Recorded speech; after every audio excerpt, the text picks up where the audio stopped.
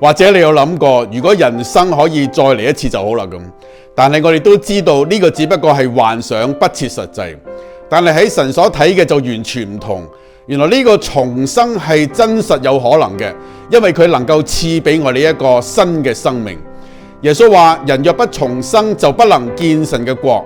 呢個重生唔係指到肉體上面嘅，而係指到靈裏邊嘅再生。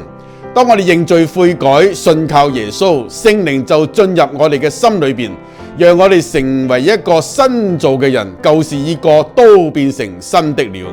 重生帶嚟新嘅價值觀、新嘅生命方向，甚至面對苦難亦都有新嘅意義。呢個就係重生得新生嘅奇妙，唔係再靠自己拼命改變，而係神親手塑造我哋，俾我哋一個全新嘅開始。願你把握神嘅恩典，得着呢一個新嘅生命。